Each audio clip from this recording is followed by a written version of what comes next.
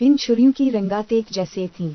ये छुरियां बहुत खूबसूरत थीं और दूसरे परिंदों के लिए मिसाल जिंदगी थीं। लोग इनकी खूबसूरत और हमवार परों को देखकर हैरान रहते थे। एक दिन जब सब परिंदे मिले हुए थे, इन छुरियों ने एक दूसरे से कहा, हमने देखा है कि हमारे रंग और तस्वीर सबको मोहब्बत और हैरत में डाल देते हैं।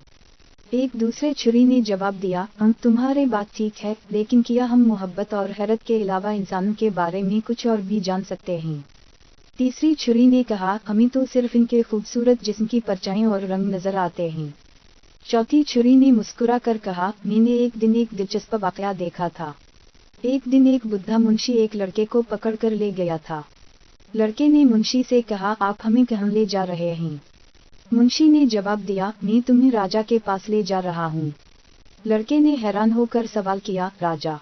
वो कौन है? मुंशी ने मुस्कुरा कर जवाब दिया, राजा वो शख्स है जो ये सारा जंगल अपना समझता है। दूसरे छुरी ने खुशी से कहा, वाह, तुमने तो एक बेहतरीन हकीकत का इशारा किया। हमें इंसानों के बारे में और भी ज्यादा जानना चाहे, इनकी बाकी खुसूसियात और तबीयत के बारे में भी सोचना चाहे। इसके बाद चारों छुरियों ने मिलकर इंसानों के बारे में ज्यादा सीखने का इरादा किया और अपनी अपनी बातें करने के लिए रोजाना एक दूसरे के साथ वक्त गुजारने लगे।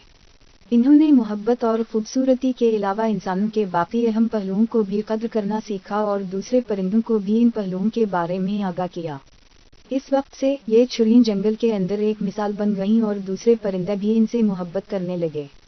इनकी एक दूसरे से बहुत खूबसूरत रफाकत हो गई और सब ने मिलकर इंसानों के बारे में और भी बहुत कुछ सीखा।